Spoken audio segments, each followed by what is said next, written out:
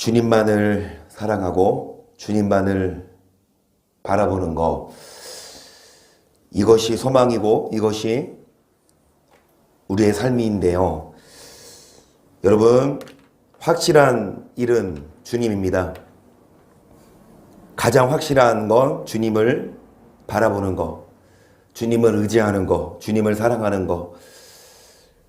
주님만이 우리의 목숨을 그리고 우리의 복을 주관하시고, 또 주님만이 심판하시고, 저주도 주님이 허락 없이는 없어요.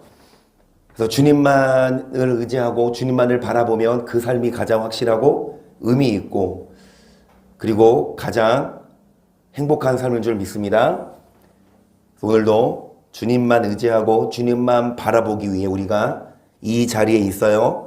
가장 확실한 일은 디모데후서 3장 13절이죠.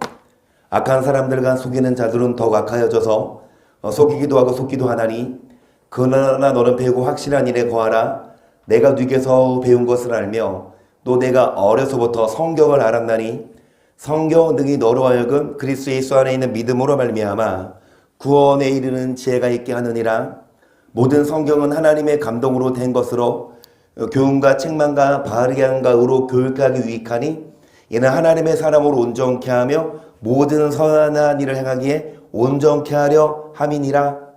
많은 사람들이, 여러분 뭐라고 써 있어요? 악한 사람들, 속이는 자들, 속이기도 하고 속아요. 왜 악한 사람들이 속일까요? 그 악한 사람들도 마귀에게 속아서, 그 악한 사람들도 자기 신학대학 교수에게 속아서, 선배된 믿음의 선진들에게 속아서 성경을 잘못 배웠어. 그래서 목회하는 목사들이 성경을 확실히 알고 전해야 되는데, 그 목사들도 신학교에서 배운 거, 그리고 선배들에게 배운 거 교리적으로만 알고 성경을 깊이 있게 연구하지 않아서 자기도 모르게 남을 속여요. 그러나 너는 확실한 일에 거하라. 성경은 구원에 이르는 지혜가 있게 하는데 선한 일을 행하기에 온전케 하려 함이라. 여러분, 우리는 성경을 제대로 배워서 믿기만 하면 천국 가는 게 아니라 반드시 선을 행해야 천국 갈 수 있다는 진리, 이것이 진리입니다. 믿음으로만 구원받는다, 이것은 교리적인 비진리고, 선을 행해야 천국 가는다. 여러분, 선을 행해야 천국 간다 그러면 행위구원론자예요. 이단 소리 들어요? 다시 말씀드리지만 누가 이단이에요? 서로가 이단이에요? 하나님 보시기에는 누가 정통이고 누가 이단일까요? 성경을 제대로 배우고 그 성경대로 하는 우리가 정통이고, 성경에서 벗어나고 선한 일을, 성경은 누누이 선을 행해야 선한 대로, 여러분 선행으로 심판하신다는데, 선을 행해야 영생이고 악을 행하면 심판이라는데 뭘 더 말해? 믿기만 하면 천국 가요? 여러분, 성경을 제대로 배워서 우리만큼은 성경을 제대로 배워서 구원에 이르는 지혜를 얻습니다. 저번 시간에 야고보서를 통해서 우리가 어떻게 해야 구원받냐 배웠는데, 지난 시간 4장까지 했어요. 야고보서 남은 거 5장을 하겠습니다. 들으라 부한 자들아, 너에게 임할 고생을 인하여 울고 통곡하라. 너희 재물은 썩었고 너희 옷은 좀 먹었으며 너희 금과 은은 녹이 슬었으니 이 녹이 너에게 증거가 되며 불같이 너희 살을 먹으리라. 너희가 말세의 재물을 쌓았도다. 여러분, 야고보서는 1장부터 2장, 3장, 4장 보면서 끊임없이 그 예수님의 형제인 야고보가 썼죠. 누구에게? 유대인들에게. 핍박이 있어요. 예수 믿으면. 더군다나 로마 시대 종주국이 속국인데, 그런데 그런 핍박에도 불구하고 인내하라. 인내는 연단은 소망을 이룬다. 그러면서 여러분, 회당에 금가락지를 끼고 좋은 옷을 입고 온 사람이 있고 가난한 사람이 오는데 좋은 옷을 입고 온 사람에게는 좋은 자리에 앉으라고 안내하고 가난한 사람은 그냥 앉든지 말든지 인사도 안 해요. 여러분, 외모로 하나님은 보지 않으시고 행한 대로 심판하신다고 하면서 믿음이, 여러분, 행함이 없는 믿음은 죽은 믿음이라 라고 말씀하면서 구체적으로 행해라, 구체적으로 가난한 자를 돕고 구체적으로 선을 행해라 라고 말씀하세요. 여기도 보시면 부한자들, 여러분, 하나님을 잘 믿고 부한자는 금상첨화겠지만 하나님을 경외하지 않고 부한자들, 앞으로 울고 통곡해라. 지금은 부자지만 재물은 썩게 되고 옷은 젖먹고 금과 은은 녹이 쓴다. 말세에 뭐를 쌓아둬요? 재물을 계속. 보라, 너희 밭에 추수한 품꾼에게 주지 아니한 삭시 소리 지르며 추수한 자의 우는 소리가 만군의 주의 귀에 들렸느니라. 너희가 땅에서 사치하고 연락하여 도살의 날에 너희 마음을 살찌게 하였도다. 너희가 옳은 자를 정죄하였고 죽였도다. 그는 너희에게 대항하지 아니하였느니라. 그러니까 부한자들, 정상적인 게 아니라 추수한 품꾼에게 삭슬 주지 않고 그 다음에 옳은 자를 정죄하고 죽이고 땅에서 연락하고 마음을 살찌게 해요. 또 돈이 많아서 갑질을 해요. 돈 없는 사람들을 멸시하고 그 돈으로 연락을 즐겨. 부자와 나사로 이야기처럼 가난한 자들은 돌아보지 않고 그냥 자기 배만 살찌우지요. 계속. 그러므로 형제들아, 주의 강림하시기까지 길이 참으라. 보라, 농부가 땅에서는 귀한 열매를 바라고 길이 참아 이른 비야 늦은 비를 기다리나니 너희도 길이 참고 마음을 굳게 하라. 주의 강림이 가까우니라. 형제들아, 서로 원망하지 말라. 그리하여야 심판을 면하리라. 그랬어요. 농부가 열매를 바라고 1년 동안 거름을 주고 씨를 뿌리고 이른 비와 늦은 비를 기다리듯이 우리도 뭐 해라? 길이 참으래요. 주의 강림하시기까지. 하루아침에 씨 뿌린다고 열매 못 맺죠? 농심의 마음으로 걸음을 주고 비가 안 오면 타들어가. 그래서 막 물을 갖다 대고 비가 또 너무 많이 오면 또 안 되니까 또 물 퍼내고.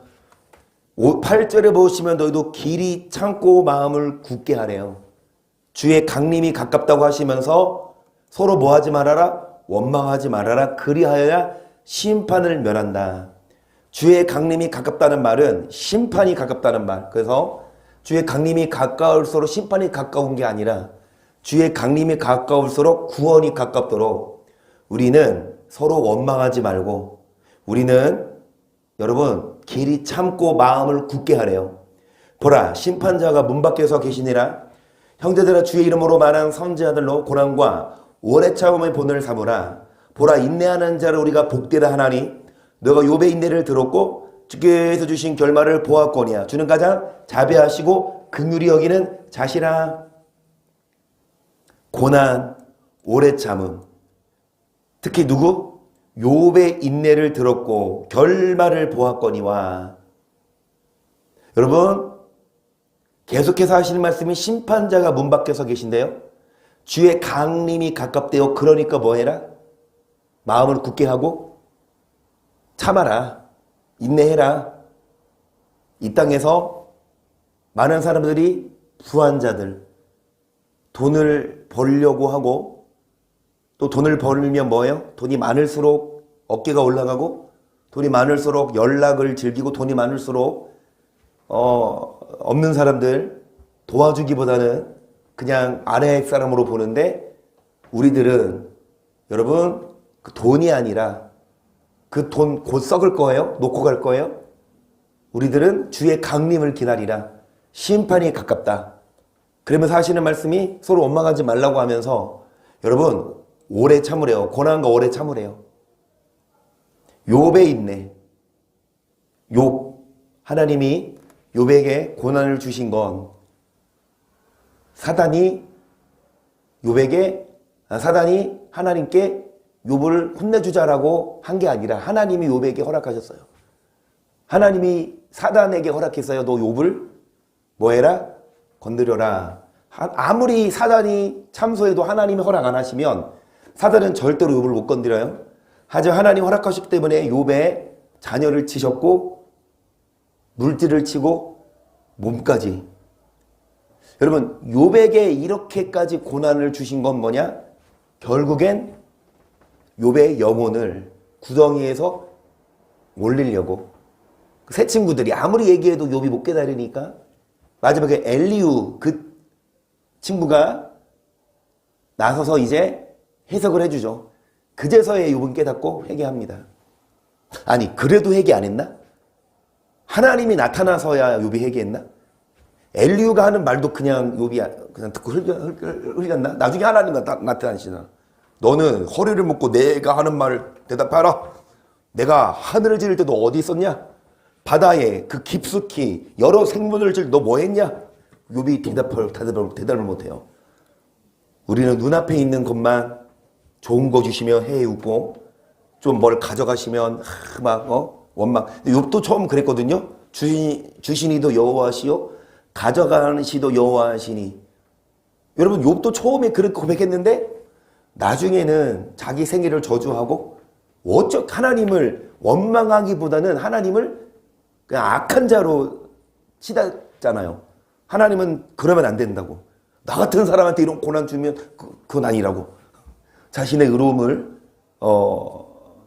물론 의로웠죠. 하나님도 인정하셨지만 아무리 의로웠어도 하나님 보시기에는 여러분 그 욥이 꾀를 부리고 욥이 자고할까 봐 미연의 방지 차원에서 그래서 고난이 참 누가 듣고 싶어요? 누가 받고 싶어요?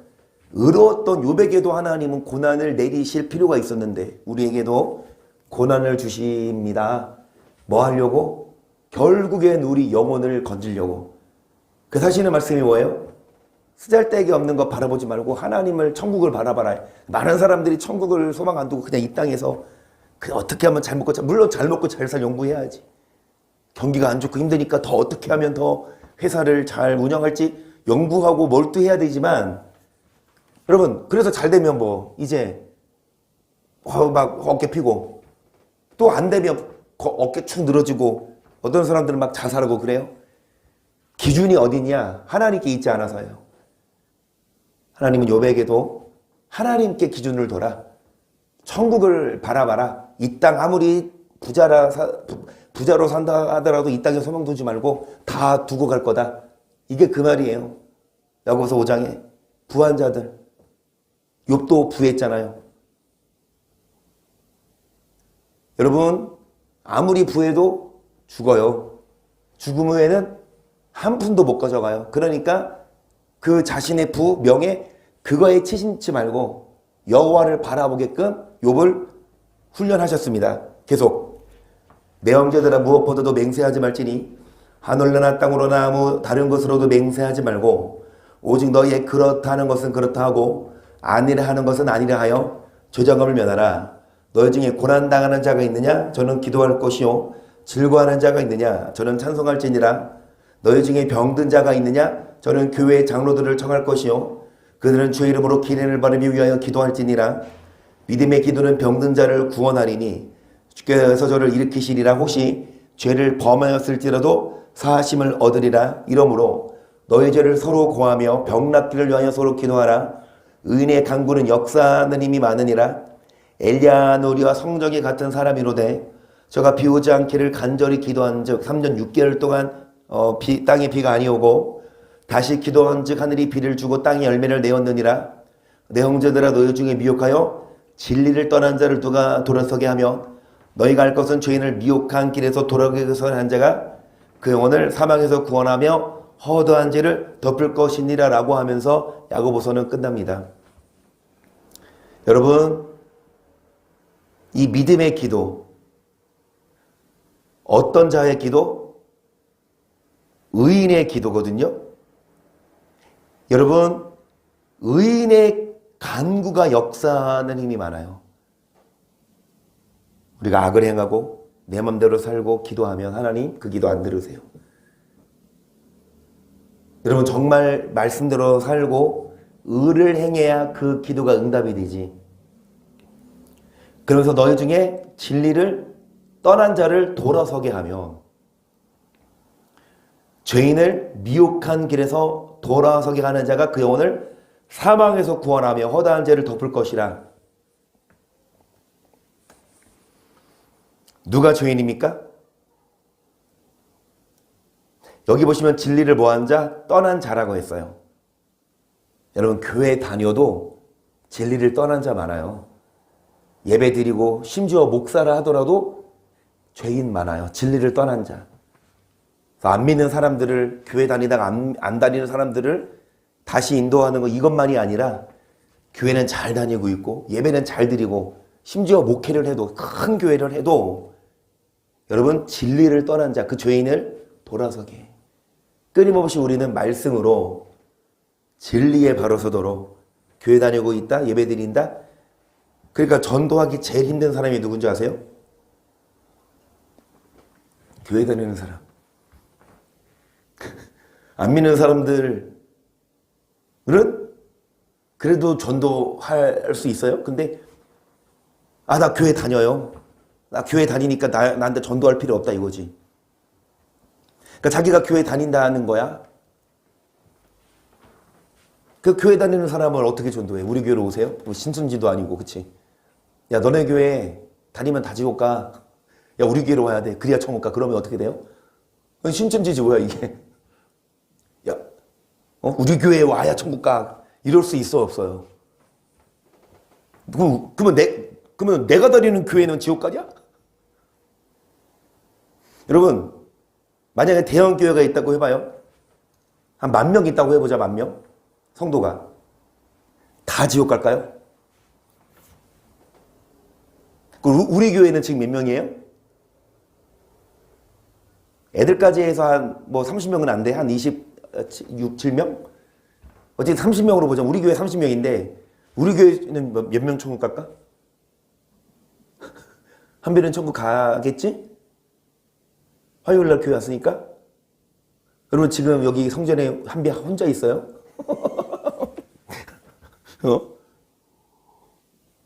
우리 한비가 교회를 지켜주고 있어. 다른 분들 다 일이 있어요. 이현주 전사님도 일을 오늘 늦게 끝나시고, 장로님도 집에 지금 공사하고 있고, 성우사님은 지금 핵 갔어 그냥 감기 때문에. 우리 한비는 천국 갈 수 있어요? 여러분, 우리 교회 나오면 다 천국 갑니까? 다른 교회 가면 다 지옥 가요? 잘 들으세요. 저는 뭐라고 말하냐? 10,000명이 있는 교회, 개 중에 천국 가는 사람 있겠죠. 왜 없겠어? 아무리 그 목사가 말씀을 잘못 전하고 성도들이 잘못 배워도, 저도 저기 큰 교회에 있을 때 보면 제가 왜 그 교회에서 나왔냐? 담임 목사랑 저랑 말씀이 안 맞으니까. 저는 행위를 강조해요. 그러면 나를 떠나래. 난 떠났지 당연히. 난 행위를 강조하려고. 그러니까 그 목사는 믿음을 강조해. 행함이 아니라.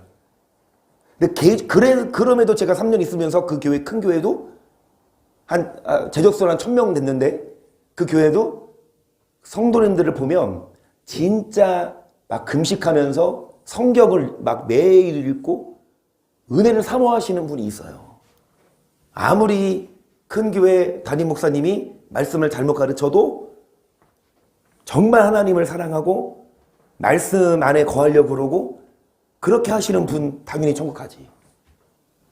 근데 가능성이 거의 없어요. 말씀대로 살아야 천국 간다고 해도 살기 힘든데 우리 교회 보세요. 우리 교회 나오면 다 천국 가나? 아니. 우리 교회 말씀대로 가르친다 하더라도 이 말씀을 흘겨듣고 말씀대로 안 살면 지옥 가지. 나도 지옥 갈 수 있어요.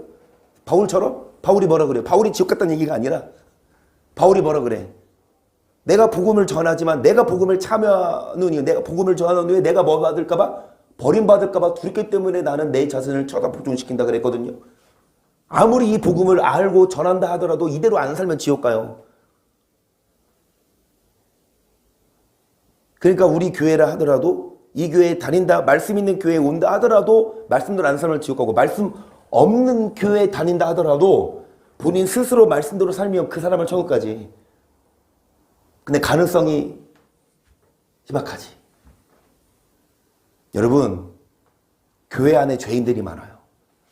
예수 믿으면 다 의인 됐다고 착각하고, 예수 믿으면 다 천국 간다고 착각하는데, 여러분 19절, 진리를 떠난 자를, 그 사람을 뭐라 그래요? 죄인. 그 사람을 영혼을 사망에서 구원하는 거. 그래서 우리들은 나부터 이 복음을 제대로 듣고 뭐하고? 나부터 죄인 되지 않도록, 나부터 이 복음을 아는 것만이 아니라 행함으로 천국에 참여하는 자가 돼야 되고, 주변에 교회들 많잖아요. 그 믿는 사람들 많잖아요. 지인들도. 그 사람들 교회 다니고 하지만 듣든지 안 듣든지 복음은 전해요. 이렇게 하면 안 되지. 야, 너네 교회 와면 지옥 가. 야, 우리 교회 와야 천국 가. 이러면 안 되지. 우리 교회 와도 지옥 갈 수 있어요. 신천지는 신천지야. 그거는 우리만 와야 천국 가고 다른 교회는 다 지옥 가. 그게 신천지야.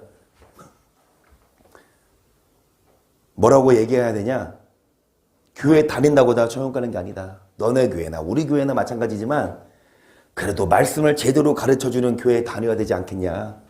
성경을 좀 보면서 설교를 어떻게 봐서는 평가나 비판 이게 아니라 분별력을 갖춰야 돼. 무조건 목사의 말을 믿으면 안 되지. 무조건 여러분 맹목적으로 맹신하면 믿는 도끼에 진짜 발등 찍히죠. 우리들은 야고보서를 맞추면서 뭐 하십시다? 천국 가십시다. 할렐루야. 야고보서 다음이 어디예요?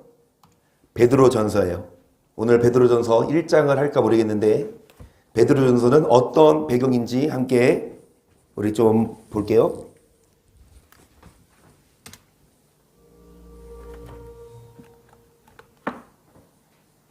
베드로전서.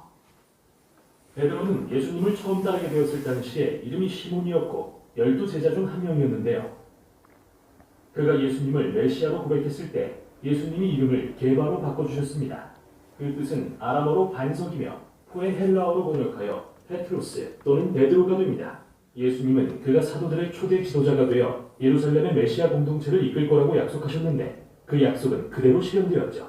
사도행전의 앞부분을 기억해 보세요. 결국 베드로는 이스라엘의 경계를 넘어 예수님의 복음을 전하라는 부르심을 받았고 이 서신은 그로부터 수십 년 후에 그가 로마 세계에서 그 사역을 할 때 기록되었습니다.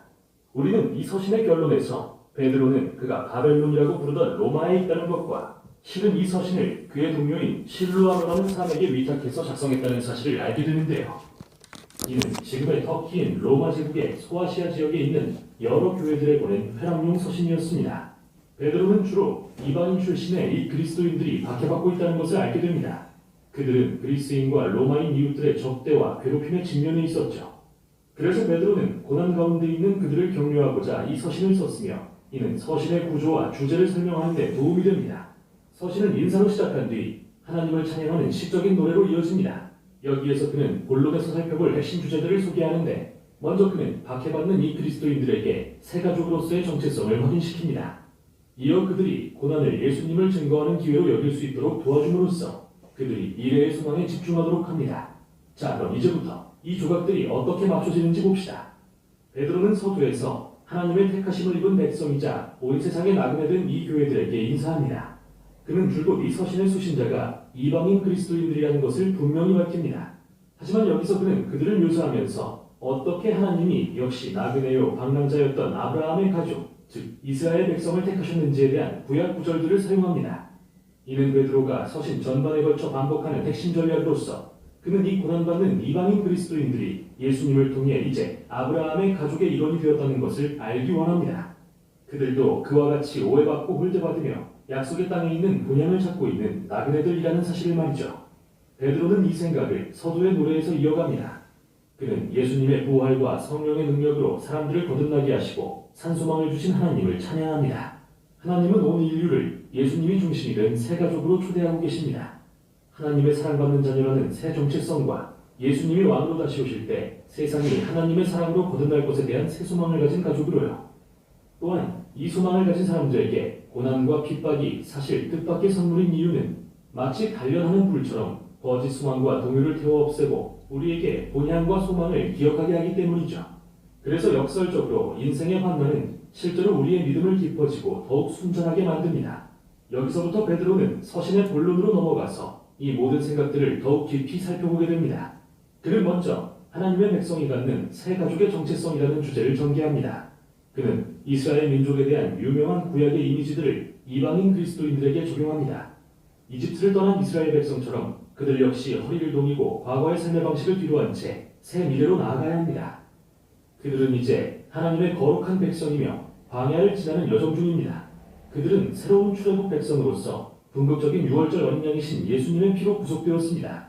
그들은 새로운 언약 백성으로서 그들 안에 깊이 묻힌 하나님의 말씀을 통해 마음이 회복되고 생각이 새롭게 됩니다. 그들은 예수님의 터 위에 세워진 새 성전입니다. 그리고 그들은 새로운 제사장 나라로서 열방을 대표해서 하나님을 섬길 것입니다. 이 모든 놀라운 이미지를 박해받는 이방인 그리스도인들에게 적용함으로써 베드로는 그들의 고난을 완전히 새로운 이야기로 승화시키는데요. 이는 다음 단락으로 이어집니다. 사실 그들이 받는 박해는 열방에 하나님의 자비를 증언해야 할 그들의 사명을 명확히 하는 데 도움을 줍니다. 그래서 베드로는 먼저 비록 로마의 통치가 억압적이더라도 그에 복종하라고 독려합니다. 물론 그는 그들이 당하는 박해와 고난이 부당하다는 것을 압니다. 하지만 폭력적인 저항은 아무것도 해결하지 못하며 원수를 죽이는 대신 사랑하신 예수님의 가르침에 위배된다는 건 말할 것도 없죠. 다음으로 베드로는 예수님을 따르지 않는 가장을 둔 로마 가정에서 그리스도인 종과 아내들이 겪는 매우 어려운 상황을 특별히 조명합니다. 문제는 로마 가정의 모든 구성원이 가장에게 복종하고 그가 섬기는 신을 숭배하도록 강요받았다는 건데요. 베드로는 예수님께 충성을 바치면 의심을 받을 거라는 것을 압니다. 이에 그는 로마 가정의 아내와 종들을 비롯한 모든 그리스도인이 예수님을 통해 완전히 자유롭게 되었다고 말합니다. 그러나 그들은 반란이 아니라 예수님과 같은 방식으로 악에 저항함으로써 즉 원수에게 사랑과 관대함을 보임으로써 그 자유를 입증해야 합니다. 반면에 남편도 그리스도인인 가정이라면 이야기가 다른데요. 로마인 이웃들과는 전혀 달리 그들은 자기 아내를 하나님 앞에서 동등하며 존중과 존경을 받을 만한 자로 여겨야 합니다. 베드로는 이렇게 예수님의 사랑과 이른바 거꾸로 된 나라를 본받는다면 하나님의 자비를 증거하고 예수님에 대한 아름다운 진리를 전할 때 그들의 말에 힘이 실릴 것이라고 기대합니다. 그러나 베드로는 또한 그리스도인들이 계속해서 박해받을 것을 압니다. 그래서 하나님이 미래에 그들을 의롭다고 인정하실 것에 대해 상기시킵니다. 그는 예수님이 부패한 인간의 권력에 의해 얼마나 부당하게 박해받고 살해되셨는지 회상합니다. 하지만 사실 그분은 원수들의 죄를 위해 죽으셨으며 그 후 의로움을 입증하시고 영으로 살리심을 받으셨습니다. 그리고 이제 모든 사람과 영적 권세 위에 왕으로 높임받고 계십니다. 그 후 베드로는 어떻게 세례가 예수님을 따르는 자들이 받을 인정을 가리키는지 보여줍니다. 그들은 마치 노아처럼 물을 통과해 구원받았는데 이는 신비한 의식이 아니라 거룩한 상징으로서 그들의 마음의 변화, 곧 예수님의 죽음과 부활에 동참하고자 하는 열망을 나타냅니다. 따라서 설령 예수님을 따른다는 이유로 살해당하더라도 그들의 소망은 이제 미래에 그들의 왕과 함께 의롭다 인정받고 높아지는 것에 있습니다.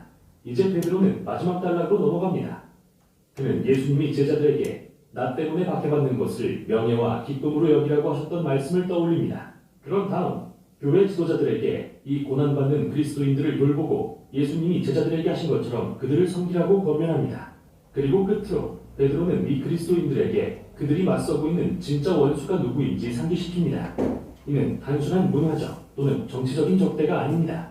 그것은 바로 증오와 폭력을 부추기는 악한 영의 어두운 세력들입니다. 그들은 예수님과 그분의 가르침에 충성하고 그분의 재림과 악에 대한 최후 승리를 기대함으로써 마귀에 저항해야 합니다. 베드로는 하나님께 힘주시길 기도하고 로마 교회에 인사를 전하며 결론을 맺는데요. 그가 로마를 바벨론으로 부르는 것이 주목할 점입니다. 베드로는 여기서 바벨론이라는 이름을 모든 타락한 나라의 전형으로 삼았던 구약 선지자들의 전통을 따르고 있습니다. 따라서 로마는 새로운 바벨론이며 로마 제국은 지금 하나님의 백성이 새로운 창조세계에 마련된 본향을 떠나 나그네 된 곳입니다. 베드로 전서는 고난 중에 있는 그리스도인의 소망을 되새기게 하는 강력한 글입니다. 하나님의 백성은 맨 처음부터 오해받는 소수였으며 적대에 부딪힐 것을 예상해야 합니다. 왜냐하면 그들은 다른 왕이신 예수님의 통치 아래 살도록 선택되었기 때문입니다. 하지만 핍박이 교회의 뜻밖의 선물이 될 수 있는 이유는 예수님의 놀라운 관대하심과 사랑을 다른 이들에게 보여줄 기회를 제공하기 때문이며 그분의 재림에 대한 소망이 이를 감당할 힘을 줍니다. 이게 바로 베드로전서가 전하는 내용입니다.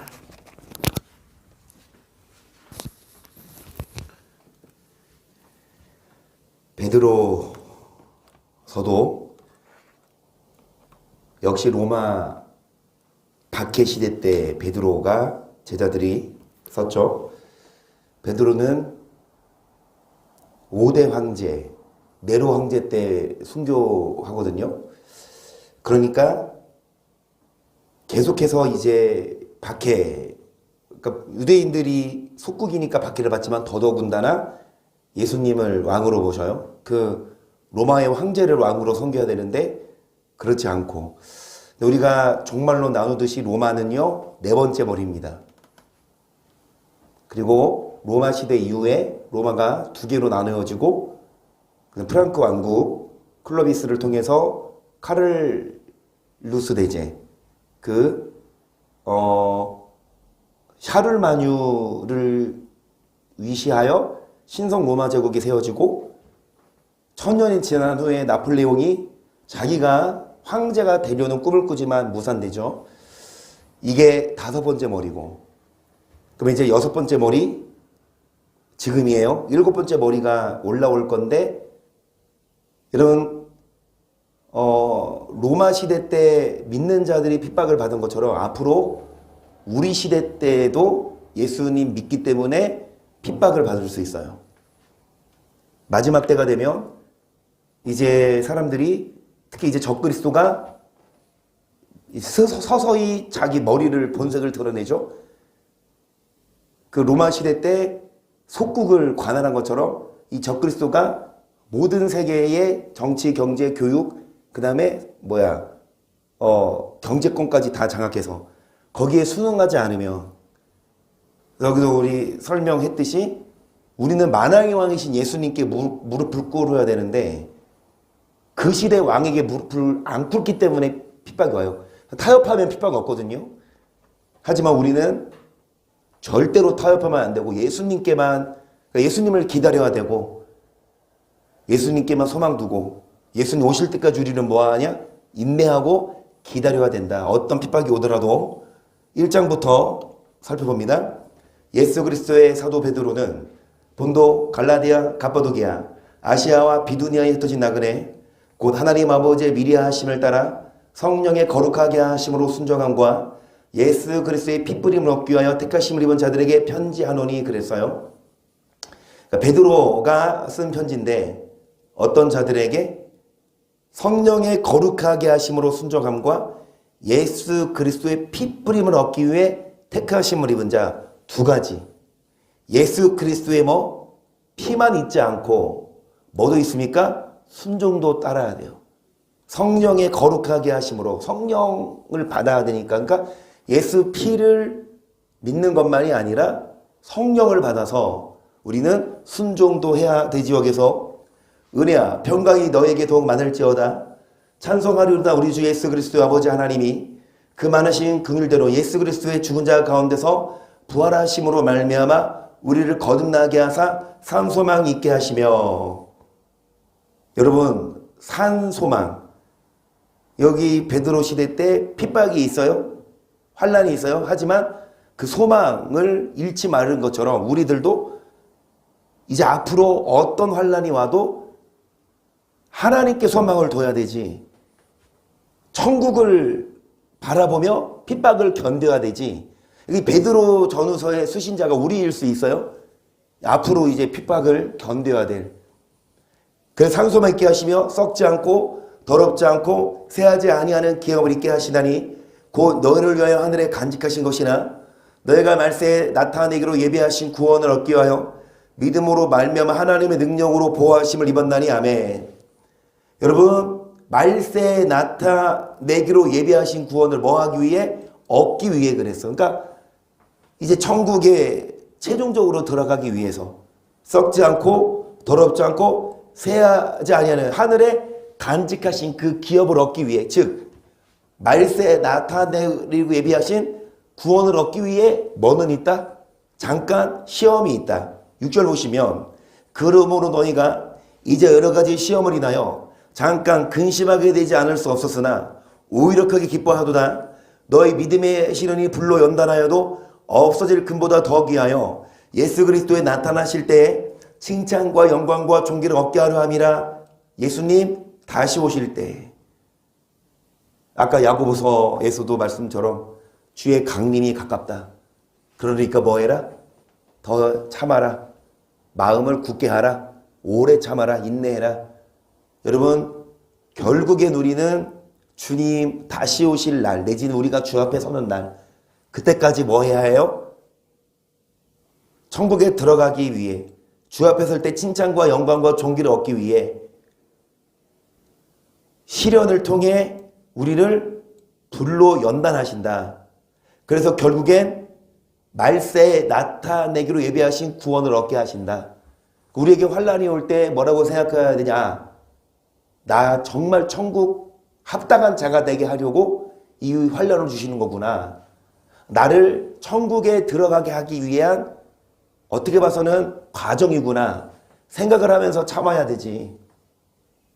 여러분, 여러 가지 시험으로 인해 근심이 되지만 그 시험으로 인해 연단되면, 그래서 주 앞에 설 때에 잘했다 칭찬 들으면 오히려 크게 기뻐하도다.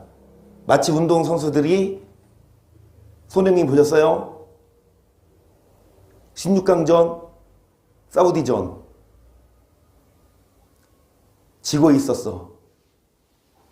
그런데 후반 추가 시간 1분도 안 남겼을 때 동점골 넣고 연장 가서 승부 못 내고 승부차기해서 가까스로 8강 진출했어요. 손흥민이 막 우는 거, 막 너무 기진맥진해서 이렇게 울고 있는 거. 그러니까 일본이 8강에서 떨어졌잖아. 그러니까 이제 비교가 된다고. 프리미어 리그에서, 그러니까 프리미어 리그라고 하면 전 세계에서 축구를 가장 잘하는 이 리그라고. 왜? 축구의 종주국이 영국이니까. 영국 프로리그에서 득점왕을 했던 선수도 이렇게 간절한데 16강 꺾은 게. 일본 애들은 뭐라 그래? 왜 우리를 이렇게 불러내서 여기서 뛰게 했냐? 구보가 그랬나? 우리 애들 월급 주는 팀은 소속팀인데 왜 나라의 부름을 받아야 되냐? 이렇게 말해. 그러니까 정신적 차이라고. 여러분, 얼마나 힘들어. 얼마나 운동 선수들이 땀을 흘리고 힘들어요. 그런데 그 후에 승리하고 메달을 따고 나면 그동안에 있었던 그 아픔들을 다 보상되는 거 아니에요? 막 원망해. 아 진짜 괜히 운동했네 이래. 아 진짜 안 할 걸 이래. 아 참길 잘했다. 마찬가지. 우리도 천국 가면 이 땅에 살면서 내 맘대로 안 산 거 참길 잘했다. 그러니까 야고보서 5장 초반부터 부한자들, 연락을 즐기고 자기 마음을 살찌고 가난한 자를 멸시하고. 왜? 돈 있는 사람들은 뭐 돈이 있으니까. 그런데 우리들은 그 돈을 따라가지 않고, 우리도 얼마든지 돈 많이 벌고 돈을 위해 살 수 있어요. 근데 그렇게 안 살아. 정말 하나님을 바라보고 하고 싶은 대로 안 살지. 하고 싶은 대로 살거든요. 사람들은, 세상 사람들은 돈만 있으면 하고 싶은 대로 살아. 근데 우리는 그 돈 있어도 하고 싶은 대로 안 살고 하나님께 바치고. 여러분, 천국 가면 잘했다 생각이 들 거예요. 왜요? 아, 그렇게 살았으면 지옥 갔을 텐데. 돈만 보고 살았으면. 주 앞에 설 때 칭찬과 영광과 존귀를 얻어요. 오히려 크게 기뻐할 수 있어요. 그래서 잠깐 근심할 수 있지만 오히려 크게 기뻐하고 연단됩시다. 8절 보시면 예수를 너희가 보지 못하였으나 사랑하는도다. 이제도 보지 못하나 믿고 말할 수 없는 영광스러운 즐거움으로 기뻐하니 믿음이 결국 곧 영혼의 구원을. 아멘.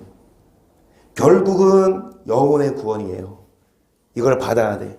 아직 못 받았어요. 구원 받았어요? 영혼의 구원 받았어요? 천국 가는 구원 받았어요? 말세에 나타내고 예비하신 구원은 이미 천국 가신 분만 받았고 우리는 못 받았어.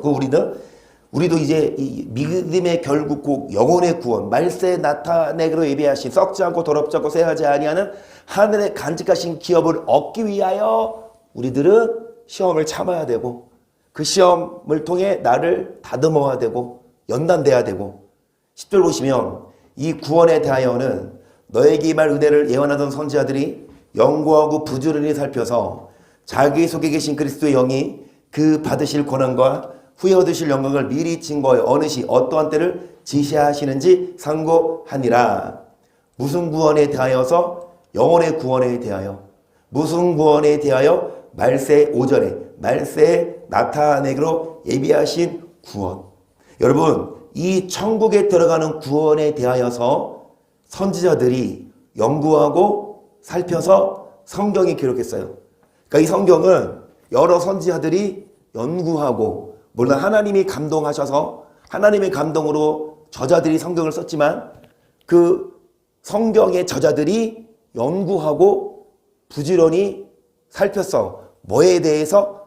천국의 구원을 얻는 방법을 썼어요. 그러니까 이 성경은 구원을 얻는 길을 소개해놔요.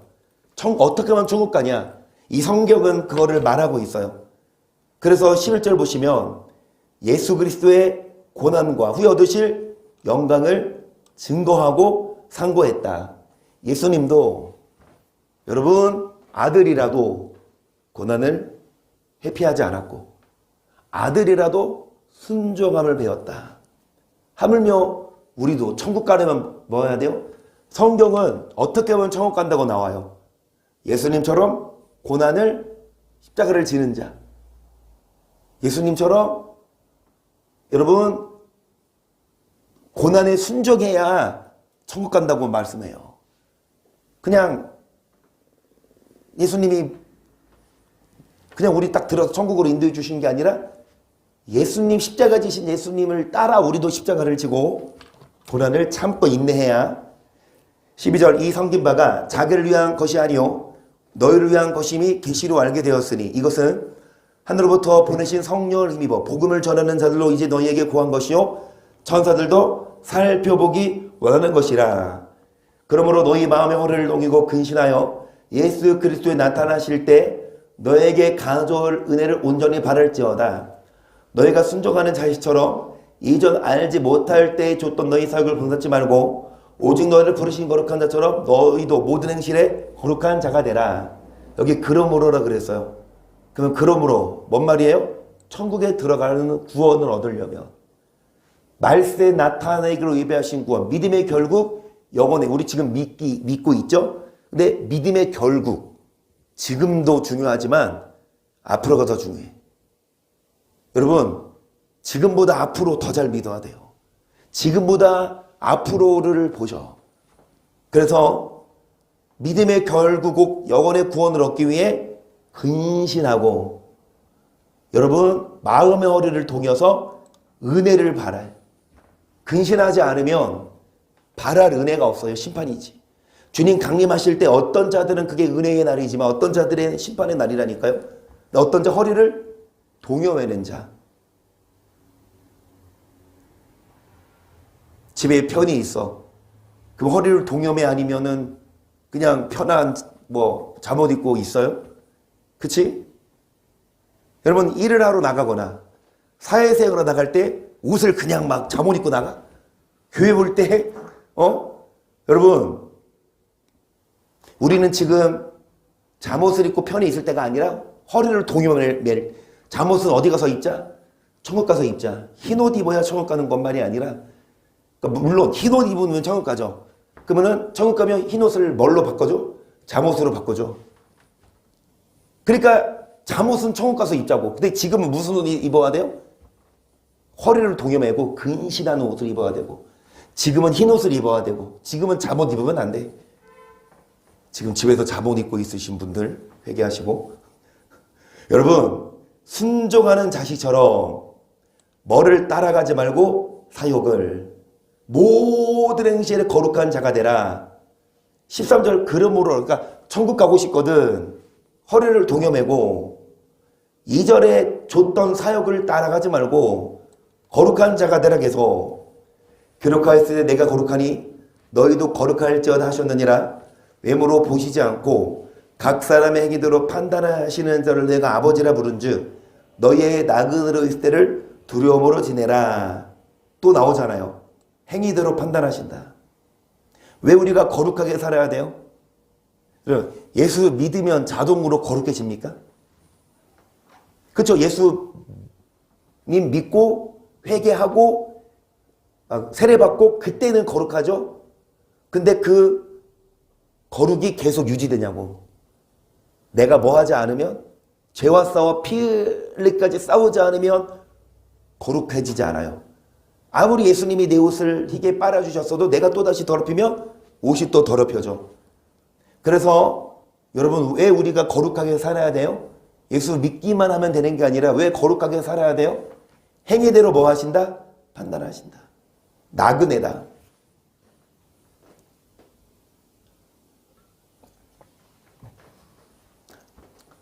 (18절) 너희가 알거니와 너희 조상의 유전한 망령된 행실에서 구속된 것은 은이나 금같이 없어질 것으로 한 것이 아니오 오직 흠없고 점없는 어린 양 같은 그리스도의 보배로운 필요한 것이니라. 그는 창세전에부터 미리 알리신 바 된 자나 이 말세에 너를 위하여 나타신 바 되었으니 너희는 저를 죽은 자 가운데서 살리시고 영광을 주신 하나님을 그리스도로 말미암아 믿는 자니 너희 믿음과 소망이 하나님께 있게 하셨느니라. 여기까지.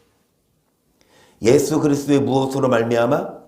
여러분, 이런 금이나 은이 아니라 예수 그리스도의 보배로운 피로 말미암아 우리가 죄사함 받고 우리가 하나님의 자녀가 되어 영접하는 자, 곧 그 이름을 믿는 자들에게 하나님의 자녀가 되는 권세를 주셨으니까. 그런데 예수 그리스도의 피로 우리가 죄에서 구원받았다고 하면, 믿음을 시작했다고 하면 믿음의 결국 영혼의 구원을 받기 위해 22절 너희가 진리를 순종함으로 너희 영혼을 깨끗하게 하여 거짓이 없이 형제를 사랑하기에 이르렀으니 마음으로 뜨겁게 피차 뭐해라. 여러분, 예수 그리스도의 이 보배로운 피로 우리가 죄사함 받았지만 이걸로 끝이 아니라 뭐를 순종해야 되냐? 진리를 순종함으로 영혼을 깨끗하게 하래요. 예수 그리스도의 피로 우리를 거룩하겠다? 이제 끝? 믿는 자는 다 구원? 이게 아니라 예수 그리스도의 피로 거룩하게 됐으면 이제 더 나아가 진리를 순종하래요. 순종하래요. 믿기만 하지 말고 순종하래요. 거룩하래요. 모든 행실에. 그래야 믿음의 결국 영혼의 구원을 받지. 나그네로 있을 때를 두려움으로 지내라는 건 뭐예요? 못 들어갈 수 있다 이거잖아. 믿기만 해서 세례받고 예수 피를 믿기만 해서 못 들어간다. 진리를 순종해야 되고 뜨겁게 형제를 피차 뭐 해야 되냐? 계속 너희가 거듭난 것이 썩어질 씨로 된 것이 아니요 썩지 아니할 씨로 된 것이니 하나님의 살아있고 항상 있는 말씀으로 되었느니라. 그러므로 모든 육체는 풀과 같고 그 모든 영광의 풀의 꽃과 같으니 풀은 마르고 꽃은 떨어지되 오직 주의 말씀은 세세토록 있도다 하였으니 너에게 전한 복음이 곧이 말씀이니라. 우리 주일마다 하는 거 썩어질 씨가 아니라 썩지 아니할 씨. 그 씨는 뭐다? 그 씨는 여러분 말씀입니다. 그 씨는 항상 있는 무엇이다? 말씀이다. 풀은 마르고 꽃은 시들지만 뭐는 영원하다? 말씀은. 그래서 말씀으로 뭐해라? 말씀으로 뭐해라? 말씀으로 뭐해라? 영혼을 깨끗하게 해라. 말씀으로 뭐해라? 거듭나자. 아멘.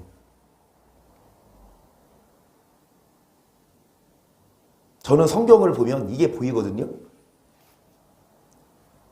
예수 그리스도의 피로 우리가 죄사함을 받았지만 그게 끝이 아니라 순종해라. 행한 대로 심판. 이게 성경이 베드로 전서지만 야고보서도 나오고 히브리서도 나오고 사복음서에도 나오고 성경 전체적으로 다 그 말하지 않아요? 내가 보는 성경은 믿음만이 아니라 행함을 얘기하는데 왜 행함을 강조하면 왜 이단의 소리를 듣죠? 그러니까 마귀가 이단이라고 하니까 이단이지. 가짜가 진짜를 핍박하잖아요. 여러분, 오히려 이 진리에서 벗어난 게 가짜예요. 이단이에요. 우리가 이단이 아니라 이 진리를 안 가르치는 게 이단이에요. 행함을 간구하는 게 이단이고, 믿기만 하면 천국 간다, 행함으로 구원받는, 이렇게 가르치는 목사들이 진리가 아닙니다. 우리들은 속지 말고 정말 성경을 제대로 배워서 결국은 우리가 천국에 들어가는 구원을 얻기까지 열심히 말씀으로 바로 서고 말씀으로 사는 우리가 되기를 축복합니다.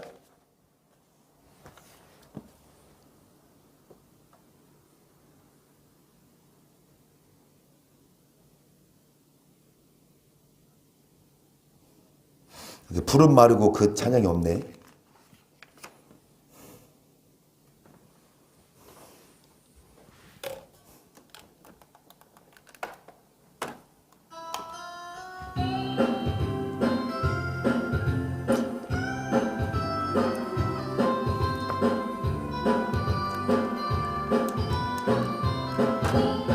조가 삼간도 나는 만족하네.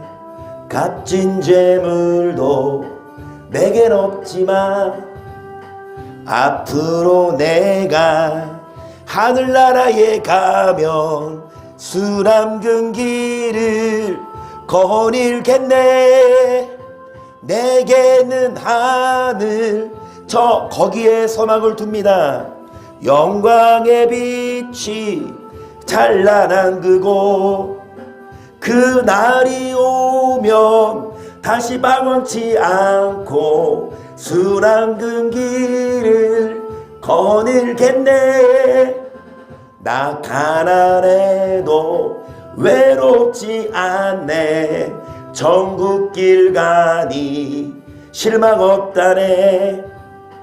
나그네로서 면류관 쓰고 검은 곳 타는 천국 가네. 내게는 하늘 저 위에 집이 있네.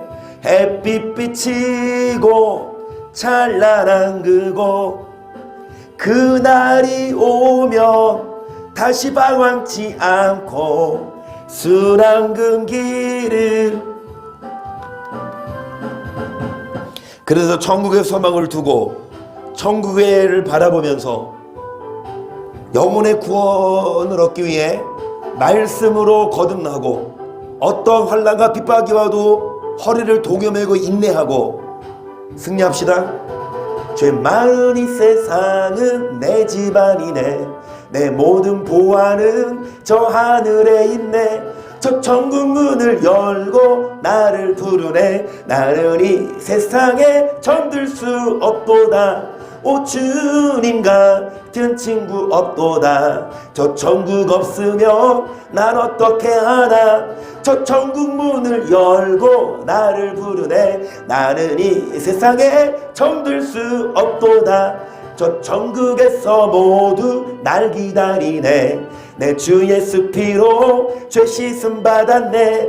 나 비록 약하나 주님 날 지키리. 나는 이 세상에 정들 수 없도다. 오 주님 같은 친구 없도다. 저 천국 없으면 난 어떻게 하나. 저 천국 문을 열고 나를 부르네. 나는 이 세상에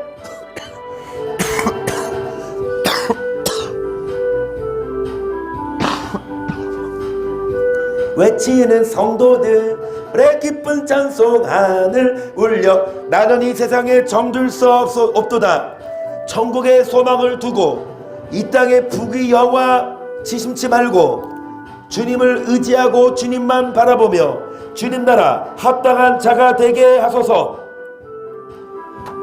함께 기도합니다. 시작.